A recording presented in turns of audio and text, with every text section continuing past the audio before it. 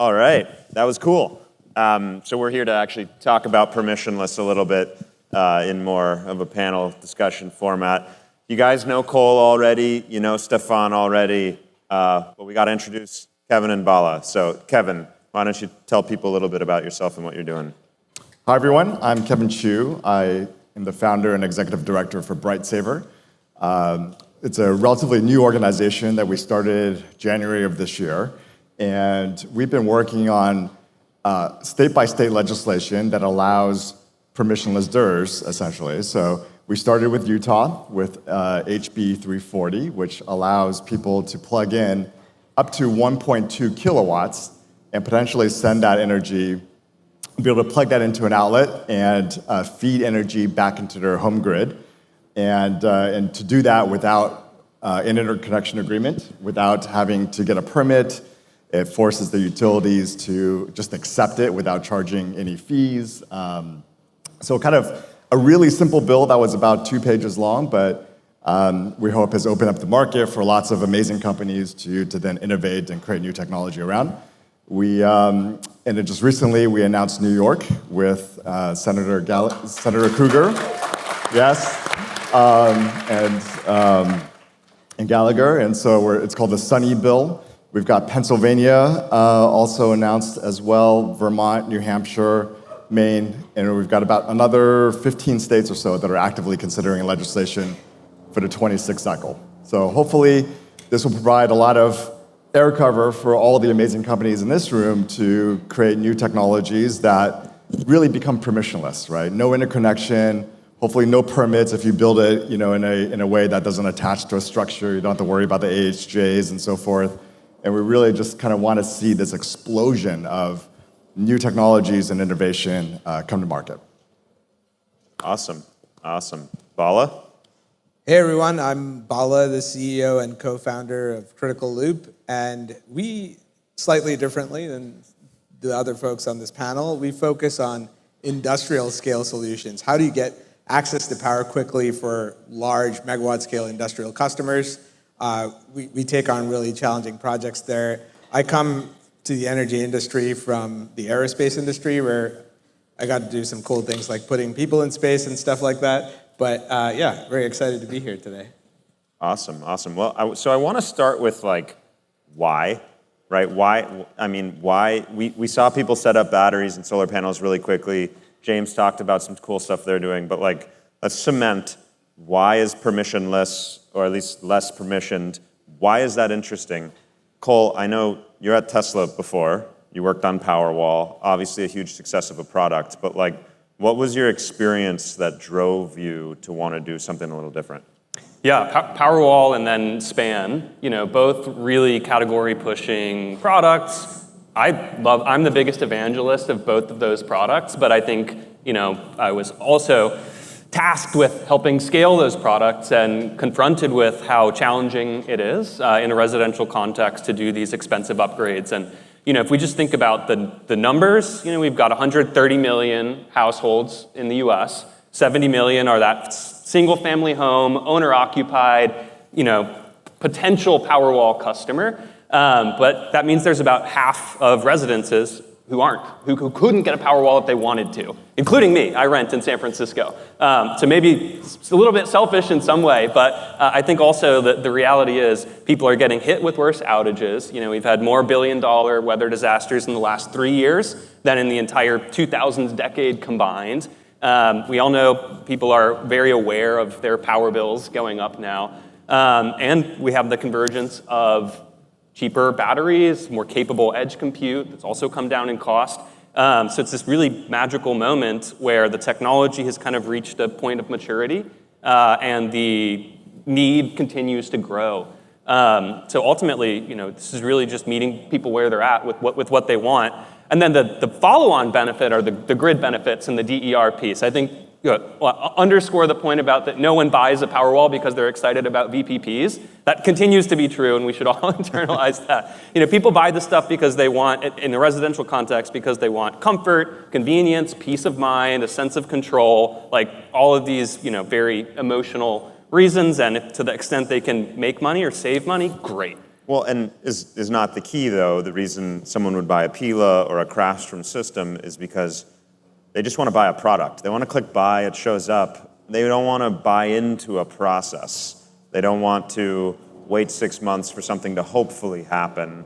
Like, that's the barrier you guys are solving, right? That's right, yeah. Bala, you were in aerospace before. I don't know if we can say the name of the company or not, because you avoided it. But were there interesting power challenges there that you experienced that inspired you to take this on? Like, do you find that big companies trying to do like intensively difficult things have trouble with access to power? That's a great question. Yeah, there's been a broad resurgence in interest, at least, of reindustrializing, building more factories and stuff like that. And the company I was at, SpaceX, was kind of at the early end of that stuff happening again in the last decade or so. And definitely like standing up a new facility, standing up a launch pad, being able to, I mean, these are critical facilities. Sometimes you have to, your whole operation is, hinges on a single second. It has to work. You have to have power or redundant power for that very single second of launch and make sure that you can fly. So certainly those things were inspiring, but broadly, I'd say I've always worked in kind of industrial settings, and I understand how important that is. And to me, it really felt, and I think you're going to touch on this in a later panel today about the electrostate. I think it's a really important factor to, power is what is needed to do any industry, so. Yeah, it feels like an advanced society that's doing like really interesting, innovative things, experiments, doesn't wait 5 years for power, right? When you want to, say, send a rocket to space or fire up some GPUs to build God, it's that society doesn't kind of like sit around waiting, right? It's accessible. So let's get into like so that all sounds amazing. It's a cool vision. Like what maybe the challenges or misperceptions or whatever there are out there. Kevin, like you work on this stuff all day, trying to get enabling legislation out there. I want to start with, like, is this legal in all 50 states? Like, can I just plug a solar panel into my outlet? So the main thing that would stop you would be the utility. And so it depends on where you live. So if you live in a rural area, you've got a co-op, they probably are not going to care at all. They might not even know. They probably can't detect it. But if you live in California, in Northern California, where there's PG&E, they've got a smart meter everywhere, they probably will know that you've plugged a solar panel into that wall and are just, let's say it's a bright sunny day, you go out to lunch, your base load of your house is not using all of the electricity you're generating in that solar panel, that electricity will flow back into the grid unless you've got a Craftsman unit that's preventing it, from going back there. So that's what we're really trying to solve for. And let me just back up a little bit. What inspired our work was what happened in Germany. So back up 4 years ago, the Ukraine war erupted. Germany was very dependent on Russian gas for electricity generation. And electricity prices about 10x'd in 1 year. And so these industrious Germans just basically took their rooftop solar units, kind of jerry-rigged it for a DIY approach, and then hung it off their balconies or anywhere that there was sun and plugged it into a wall socket. And so to give you an idea, Germany was one of the first nations in the world to subsidize rooftop solar. So from the year 2000 to 2025, there's roughly 3.5 million rooftop solar units that have been installed for the first country that really focused on this. Balcony solar has gone from 0 to 4 million households in just 4 years. Yep. Right. So that is just enormous in terms of the growth. Now, obviously, these are small systems. It's. So when you talk about gigawatts, it's we've got about 3 gigawatts, from the combined balcony solar right now. But it's really about the participation. And I think if we're wholly dependent on our government and elected officials to enact policies and build infrastructure that can take years and years, and then you've got a switch, whether it's at the national level, the state level, and so forth, you can see a lot of, we've seen just so much happen, and I don't need to tell this room what's happened, but just a lot of things can change, every time there's a major election cycle. And so I think that the thing that I'm so passionate and excited about is that market forces are now pushing the types of products that we just saw. It's not about subsidies anymore. It's not about governments mandating something. It's just about people, whether they care about resilience, whether they care about saving money. That's what's driving the market today, and we're basically just advocating for legislation that allows people to do this, allows people to take the sunshine shining on their property and save money from it. And I think that's a very popular approach right now. Stefan, what would you say to the idea that like policy is required to enable this market? I'm not trying to put words in Kevin's mouth. I don't think you were saying that, but I think some feel that way, right? I heard you say earlier, all 50 states. Yeah. Tell me about that. From a technical point of view, it's legal. You can absolutely, you have to consider certain aspects. Absolutely, breaker masking. There's certain And we'll get into some of that stuff. And we don't later. know, we don't have to get into technical details now, but you can solve everything with existing technology, right?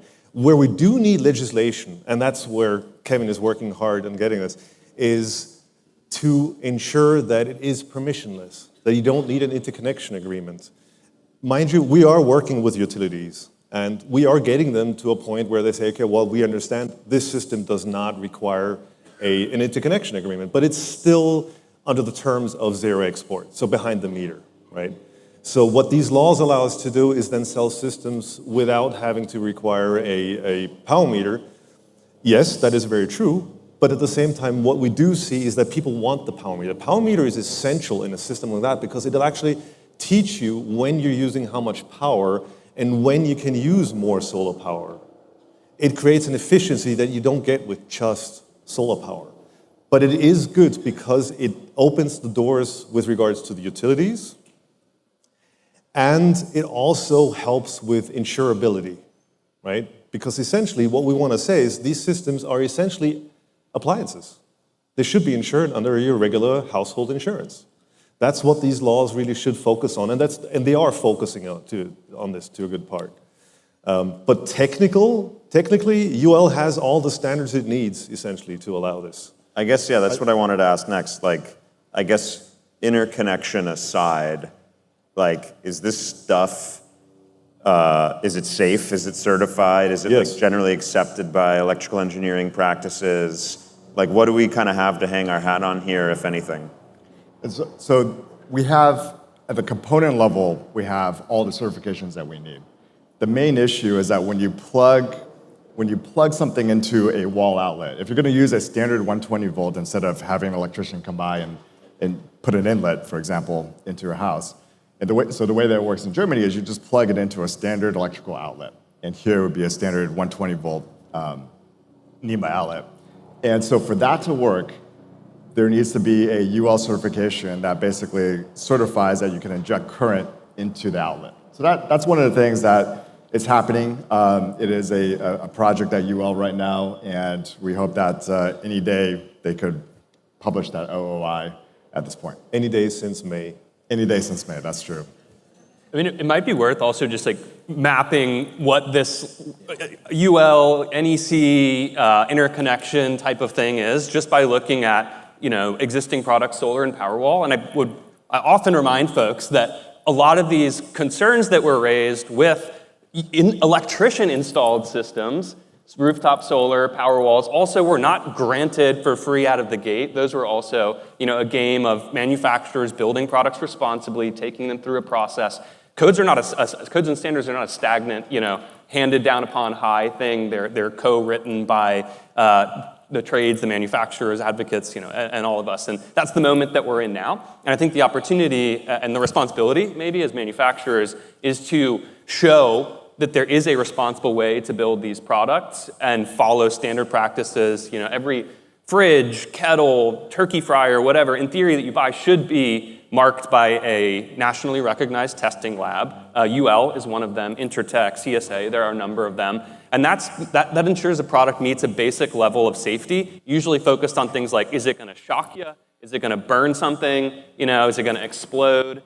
So when we say permissionless, it's really not no permission, Wild West, let's go crazy. it's front-loading the permission in a way that we can deploy this stuff in a way that makes sense, which is how we've kind of agreed.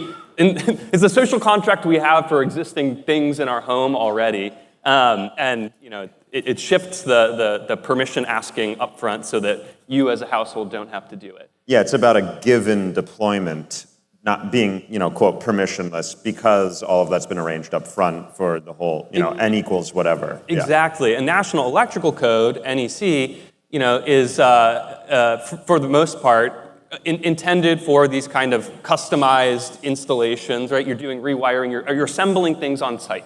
And you're taking UL-listed components, whether it's a circuit breaker or a panel or wire, all of these things carry certifications, and you're building a system out of it, right? So that kind of construction activity has a regulation kind of framework around it. A building inspector will come check it out. A licensed electrician carries it out. All this is really geared at like insurance, at the end of the day, and safety. And then if you are interacting with the power grid, the interconnection agreements kind of come into play. So I hope that's like a helpful framework. There are multiple checkpoints along the way, and I think a lot of this is just right sizing it to the type of product that you're building. I don't talk to PG&E when I change my microwave, nor do I talk to anyone. So again, right sizing for the style of product that we're building. Yeah, it kind of feels like a key point for this space to like iterate or speak about publicly is like there's actually a lot more risk in projects that are assembled on site, because then you're counting on every electrician in the world being a good one and every engineering set of drawings being done properly versus products that are certified to meet a certain spec really don't leave that spec. I think you could argue this is actually a very much safer approach. Well, and here's the risk, right? Outages are not going to magically solve themselves. So I think the risk is if we aren't able to move things into a sensible domain, the pendulum's going to swing the other way, and you're going to have people DIYing unsafe products that they're buying that are unlisted, and hacking things together. Just go on YouTube. You can find a lot of this, yeah. Dude, you go on Amazon. You can buy solar inverters on Amazon. You can buy the solar panels, plug them in. Timu solar That's panels. what it is. Yeah, absolutely. Or eBay. Or eBay, yeah. So that's why companies like us, we're working with specific bodies to make sure that it is safe. So for instance, we're working with Berkeley Labs, Flex Labs specifically. They're using our system to develop certain ideas of what is required within the US market for this, and then UL confers with them. So it is, at the moment, still a smallish industry, and we're all working together to make this safe, because frankly speaking, the cat's out of the bag. The technology is here, people can buy it. Better to buy a safe system that is regulated. Yeah, and all the things you said apply to what we do, except we're at 480 volts and three-phase often. You front load the work. That's you put the right amount of permissioning. We take that on for the customer effectively by building it into the product, and that takes time and money to do, but then it makes it easier to deploy ultimately. The other thing we try to do on our end, for example, we focus the problem on the parts that are unique and challenging to the industrial setting are around integration. So we focused a lot of our work on how do you make the power control system certified to the right UL standards to make behind-the-meter interconnection easy. If you're offering time to power, you need to show up on time. Paula, could you even just step back and tell us what, like I know what a battery plugged into my fridge looks like. I know what a battery in my living room looks like with a solar panel in the backyard. What even do industrial permissionless or less permission systems, like what are we talking about? So, we're talking about a smart switchgear that coordinates a number of assets. You can think of like 20-foot container-sized batteries. And in fact, one of our partners will be on one of the next panels, LG Energy Solution. And those are like 5.1 megawatt hour systems that are certified that we tie in with our batteries, with our control system and control, and often in concert with other generation that might be at the site, solar or generators. I think you touched on it on the earlier panel. And you can think about like that could be scaled to any size, right? Like you build this atomic unit of like 2 to 5 megawatts, and then you can kind of scale that to the appropriate size. But it's not small. I'm a CNI person myself. and I've always kind of observed that, diesel backup generators are the most ubiquitous permissionless DER out there, right? And why? Because there's this, we've all agreed that a transfer switch, it's all okay, right? There's no interconnection. Obviously, there's permitting for other reasons, for construction and stuff. And I've always been curious, Bala, is there a world where, more maybe advanced systems, big batteries, whatever it might be, kind of just take over that, right? Live behind transfer switches, but actually participate in the grid and maybe take the building off the grid for 4 hours every day when prices are high or something like that, so that they can be deployed really easily. Because the same problems persist in C&I. You call a local business and say, I want to give you a battery. They say, great. And you say, it's going to take a year to get permission. They say, I might not even work here in a year. Yeah. So is there a future for that stuff? Yeah, I definitely think there's, maybe we talked on Twitter about this once, or X rather. Probably. Yeah, how can you value stack those assets, right? Such that, could you have relocatable assets that are, at the megawatt scale that, are serving some power boosting need at a site, but when they're not needed there, they could be relocated. It could be every few years sometimes, or it could be every few months. Or days might be crazier, but yeah, it's possible. And I think to your point, the ubiquity of diesel generators, people have this perception of what their reliability is, and it's how do you achieve that? I'm saying perception very intentionally. How do you achieve that equivalent with the battery? And making it easier to connect it is probably a good starting point. I have one really random question for Cole and Stefan. Why haven't power tools and lawn care, it feels like there's a whole future ecosystem of batteries that do stuff for your house, do stuff for you but not in your house. Why haven't we seen any of those folks get involved? Why doesn't Milwaukee have a power wall? There's so many answers to that. The too technical answer is it's not really the right sell a lot of the time. But even if you forget whether it's going to last long enough for you to kind of get the value out of that, the software component is really essential to this. And the fact that companies like Enphase and Tesla are really leading the residential market in terms of market share, I think is it's a testament to that. The software ecosystem, actually making these things do the promised job of saving you energy, shifting your energy, pairing with solar. What you're describing is interact with your home it's a software challenge. And I don't know anyone at Milwaukee personally, but I would wager to say that if you mapped out their engineering team, software engineers would be a relatively small fraction. So I do think there is a world, right, where batteries find their way into everything, the impulse stoves, the other appliances. And I think the risk, from my perspective, is that we end up with pretty unintelligent batteries in those devices, maybe just focused on backup power.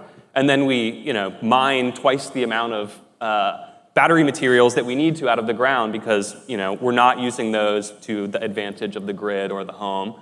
And again, it's software, but I'd be curious to hear your thoughts. That's pretty much it. There's so much more to an intelligent home battery than just the battery cells.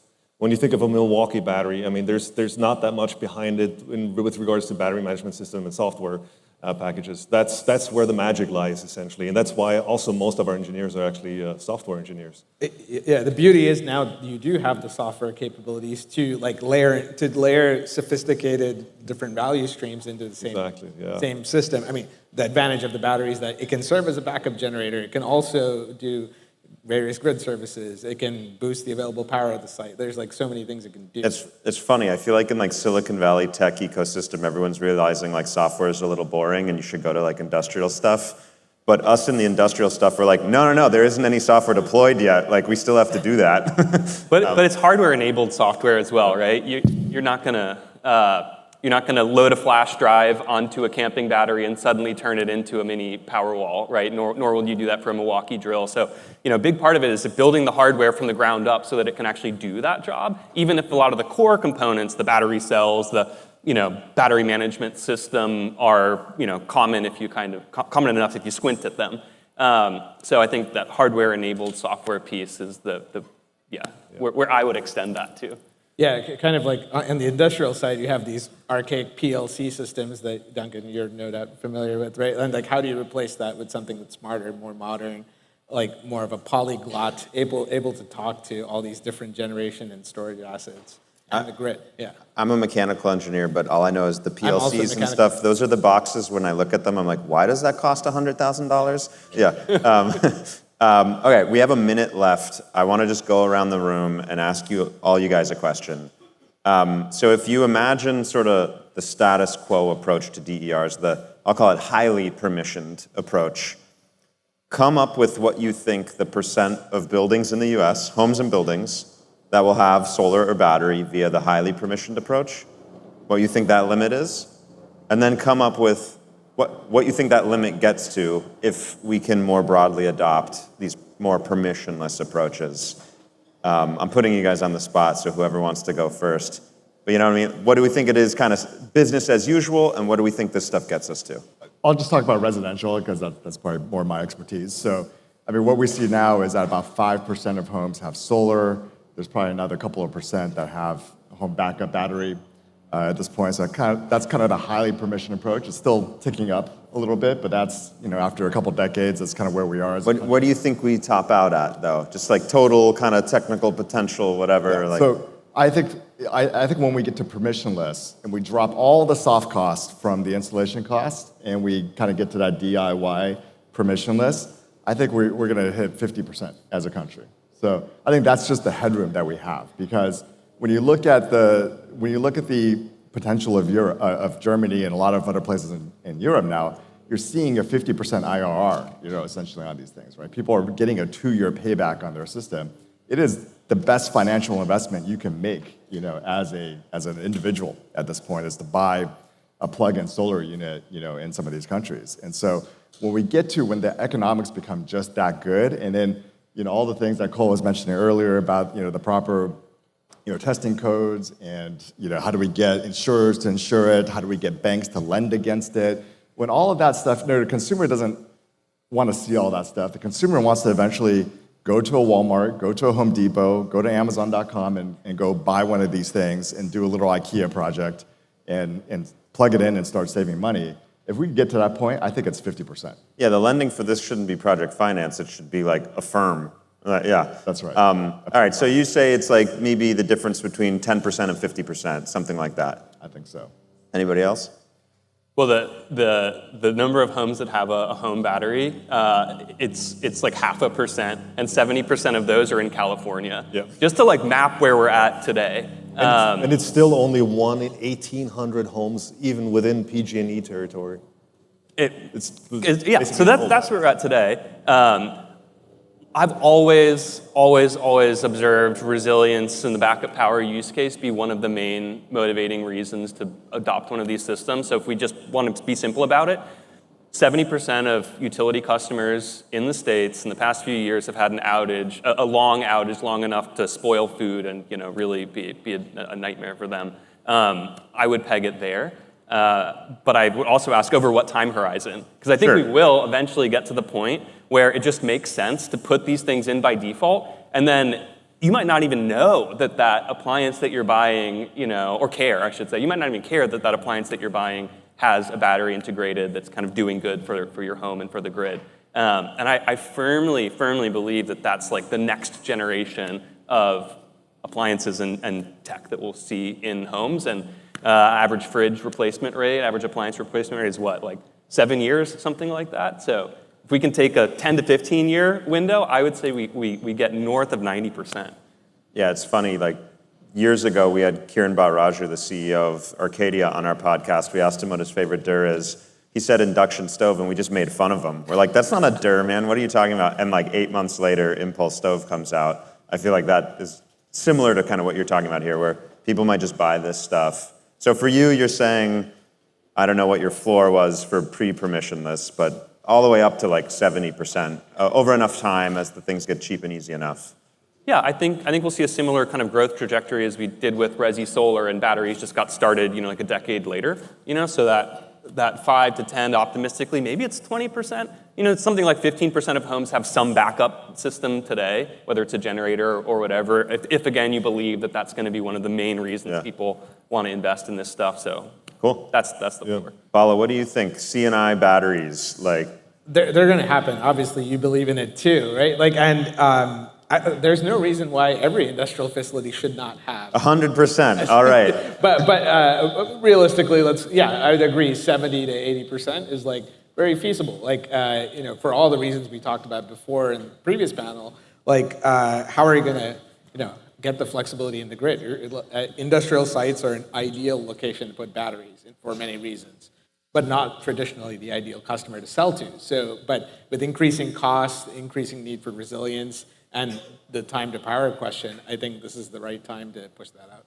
Cool. And Michael, close us out. Or sorry, Stefan. All right. Your brother was up here earlier, so yeah. Stefan, close us out. What do you think? I believe if you take into account all available technologies, whether it's plug-in solar or plug-in batteries or combinations of those technologies, then yeah, you're very much able to reach 80%, I believe, absolutely, yeah. But in the current environment, with current technologies, no, not even close. I think traditional solar taps out very quickly. Same with batteries, Tesla walls. It's not enough market for that. There's too many hurdles that you have to overcome to get that. So, but with permissionless, absolutely, yeah. Even if it's just a single battery in your home, doing arbitrage. Yep. That'll help. I'm hearing this is all the difference between, certainly less than 50 and in some cases way higher than 50%. That's the goal. We want to give everybody access to this stuff. So awesome. Thanks, guys. Thank you.